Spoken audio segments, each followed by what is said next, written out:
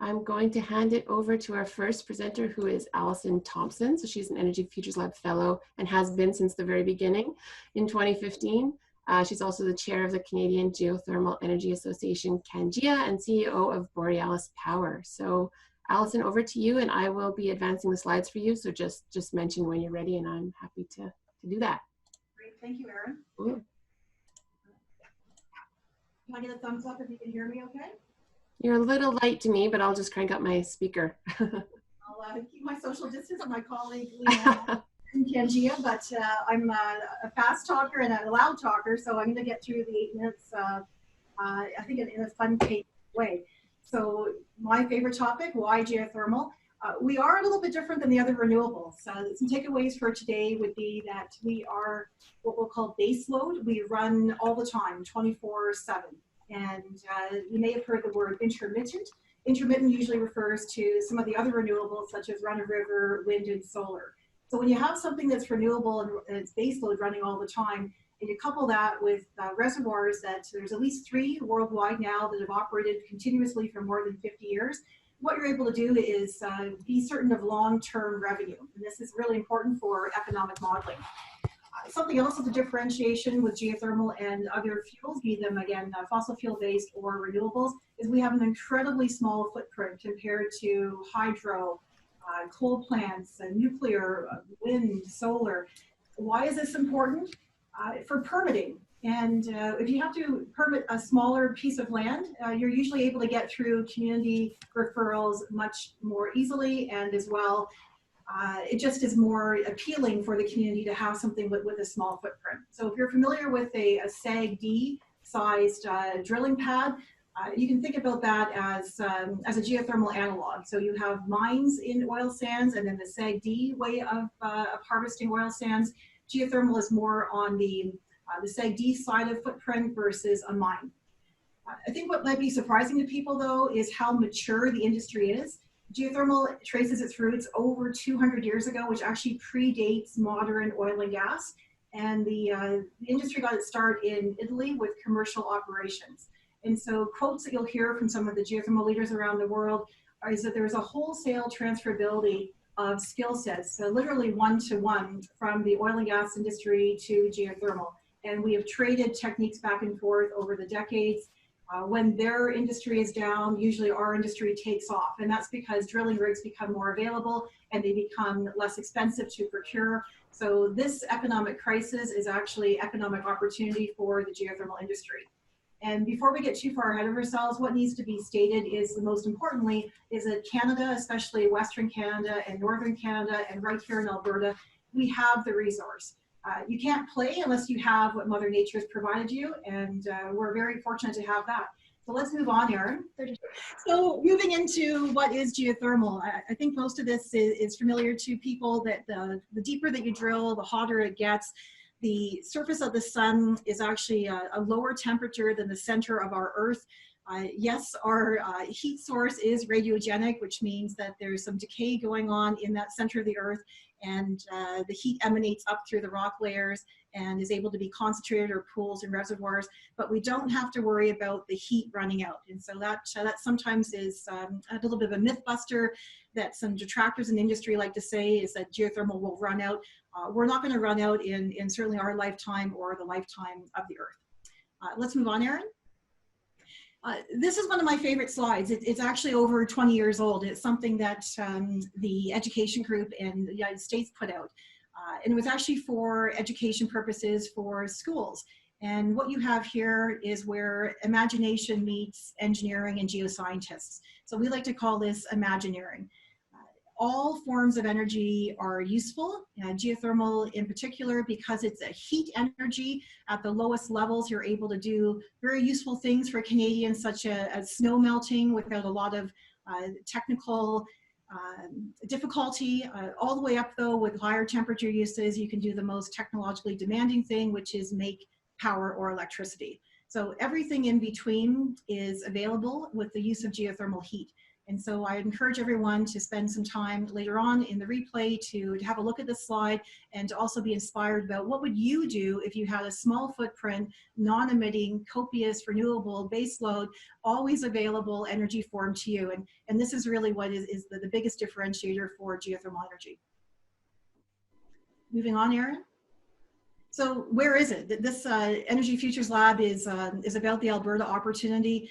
Alberta has many different types of the geothermal resource. So starting in the Rocky Mountains, you have more of the hot spring style geothermal resource. That's traditionally more of the hot, wet rock. Those are the mountain towns such as Banff and Jasper, Canmore, Grand Cache, going down to Crow's Nest Pass. These are the types of geothermal resources that are typically more traditional, more like the ones that have been developed over the past 100 years or so. What you have now moving though into the foothills and the prairies is what we're going to specialize in Alberta, which is the hot sedimentary aquifer. Very fortunate for us, the oil and gas industry, which has been active here for 100 years, has literally found, mapped, sampled, tested, measured, flowed all the geothermal resources that we'd like to now use to make both heat projects or district cooling projects or electricity projects. And because geoscientists and engineers typically aren't content just with what Mother Nature provides, what you can do is have engineered or enhanced geothermal systems to extract even more heat energy out of those hot sedimentary aquifers. That same style of technique, the EGS, enhanced geothermal systems, can also be used in harder rock or granite. We also have that in Alberta, and of course moving into the Canadian Shield. But most of the presentation today between myself and Sean will focus on the hot sedimentary aquifer opportunity. Thanks, Erin. And so this is what a comprehensive view of a geothermal project may look like. The caveat here is that given the heat available, same type of heat can come off of a coal plant or a nuclear plant. The differentiation here though for geothermal is that because of some of the limitations in public safety associated with the other fuel sources, is it's very difficult to actually co-locate or cascade operations. Because geothermal is so benign, industries that would like to cascade the use of heat are able to get up and close and personal to geothermal. And so that's why we take ownership of this diagram, the cascaded approach. So if you're lucky enough to be using a reservoir that is high enough, hot enough to make electricity, you may start with that application. Moving down the technical value chain, you may do absorption chilling, which results in refrigeration. Moving down into district heating, possibly the higher temperature industrial heat, which is typically a baseload activity such as a pulp and paper mill or lumber drawing, and then moving down into commercial and residential opportunities for district heating. Thanks, Erin. And I'm going to turn it over for just a brief comment from my colleague Leanne from the Canadian Geothermal Energy Association to point you to some other resources that are available after this webinar. So I'll try to do it from here. I'm just doing a really quick overview. So what you see here is a recently published handbook that CanGEA, the Canadian Geothermal Energy Association, did. It was done through the government of Alberta as well as Energy Efficiency Alberta, and the point of this is to kind of inform and help people learn as well as educate. The target is to have an accessible and comprehensive geothermal project development handbook for companies and municipalities to look at for reference and to learn from. Erin, you go next. And then there was just a picture on this slide as well, just showing some of the other reports that CanGEA has published as well. What our reports are for is to help our members and our supporters to learn. So one of the main ones that I did have as an image on the original slide deck was just an introduction to Canada's geothermal development and the Canadian policy gap. So the point of this is to outline and define the gaps in policy and the gaps in development within Canada and how to address these. So the whole point of what we're trying to do is address these barriers and outline the benefits for people to learn. And all of these reports are available at that website there as well. And then the handbook from the last page, we have just started a series rollout for our members, and that did just start yesterday. We've asked Alison Thompson to share a bit about like what geothermal is and then a little bit about her project. And we've asked Sean Collins, who is another Energy Futures Lab fellow and has been since the very beginning in 2015, to share a bit more about the opportunities, the economic opportunities. And so with that, I will hand it over to Sean Collins, who is the president of Terrapin Geothermics, and he can share more about what that is. Perfect. and that's where I wanted to frame out some of the points that I think Alison made that are really valuable that I want to touch on fairly quickly. That may, for people who are just learning about geothermal, pass by fairly quickly, but are pretty important to the overall concepts.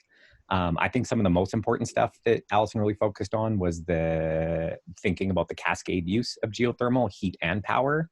That's probably the thing that folks in geothermal spend the most of their time trying to educate on, is that a lot of people just see geothermal through the lens of its ability to generate power production. But in Canada, that's somewhat difficult, whereas there's really significant economics in the heat use side of things.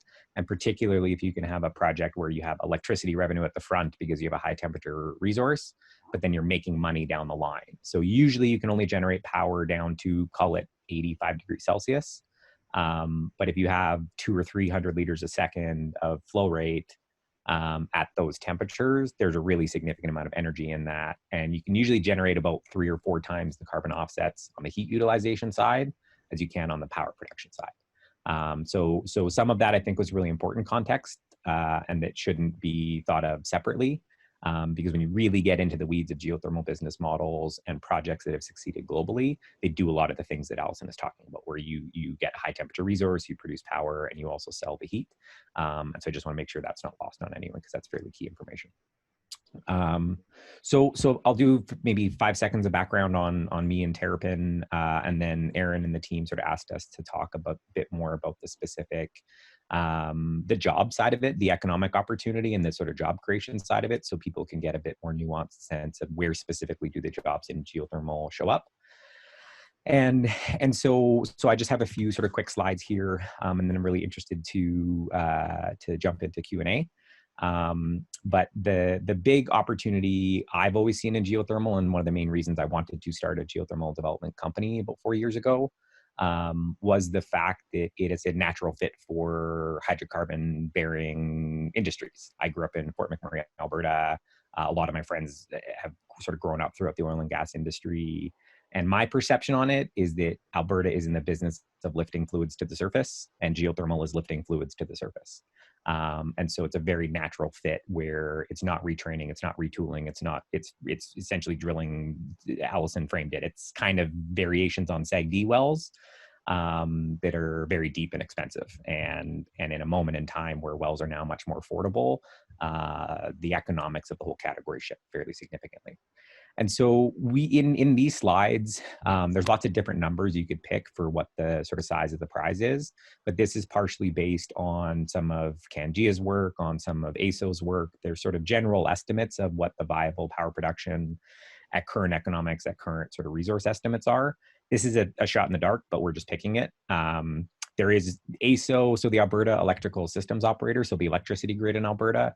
They've projected that there's between 300 and 500 megawatts of geothermal potential in the long-term forecast.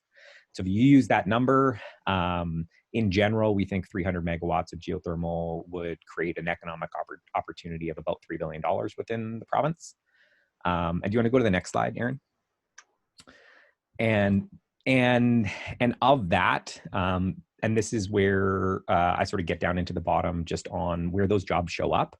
And you can sort of see in geothermal, you're essentially drilling, and then there's a significant amount of heat exchanger and piping networks and a power plant. And the power plant itself is similar to, it's a different technology, but it's similar to steam-based power plants that you would see in coal facilities or natural gas facilities. But I think the important thing right now, especially in this context, is some of the job opportunities. And you can see specifically in drilling, downhole, geochemistry, all of the things you need in oil and gas to drill for that resource, you need very similar things within geothermal. And it tends to be deeper, larger systems than you're going to find within oil and gas. Do you want to go to the next one, Aaron? And so if we do that, if we had a geothermal industry of that size, theoretically, you would be in the ballpark of drilling 200 wells across Western Canada, which would result in sort of, again, these are napkin math estimates at this point, but sort of in the ballpark of 7,000 to 8,000 drilling days worth of service requirement. And we found this out. So we found this out recently that with the recent downturn, it looks like Alberta is going to be short about 8 to 10,000 drilling days worth of work in the province over the next year. And so there's sort of a message to be made of this is sort of a perfect opportunity to pick up that slack that won't exist from a capitalistic perspective within oil and gas right now. And again, this is the message that you're deeper, longer drilling timelines than you are in oil and gas, and so it's a perfect moment in time to focus on that instead of a $3 a barrel resource right now. Okay, Aaron, do you want to go to the next one? This is not as sophisticated as the slide that Alison would have shared, but again, sort of the map that she showed of the volcanic resource potential within certain parts of the mountain ranges into the hot sedimentary aquifer systems. We as a company are only focused on hot sedimentary aquifer projects. And in general, the northwest part of the province is where you have the best resource. Almost every project that's been discussed or brainstormed in some way, shape, or form in Alberta is within one of these regions. And I've gotten asked this question before of, could you see a day where geothermal is the dominant heat and power source in Alberta? And I don't think so. I don't think it's something that makes sense in the whole east and parts of the south part of the province. And so it's not a silver bullet solution, but it's a very intelligent solution, particularly in the northwest part of the province where you have significant industrial facilities, because you can produce power and then you can provide that heat input to those industrial facilities. So instead of your boiler pre-feed heat coming from combusting natural gas, that could come from a geothermal heat source. And so this is a bit of a visual map on where in the province some of the best opportunities lie. And then I think I've got a summary slide there, Aaron. So just in general, this is a bit of the message that we're trying to carry, is that this isn't hundreds and hundreds of thousands of jobs tomorrow, but this is a real meaningful opportunity for diversification, sort of refocusing of our workforce, and proof of a new baseload renewable resource. And the thing that's always struck me about geothermal is it is the only baseload renewable source of heat in the world. There are baseload renewables. There's baseload power generation that's renewable. There's lots of different technologies and energy sources and types. But if we're to think about a net zero greenhouse gas energy system in 2050, geothermal has to make up part of that. And otherwise you need heat storage of some sort. And that's very difficult. And so we've made our decisions and drank the Kool-Aid, but we see a very long-term opportunity because eventually systems have to solve for baseload renewable heat.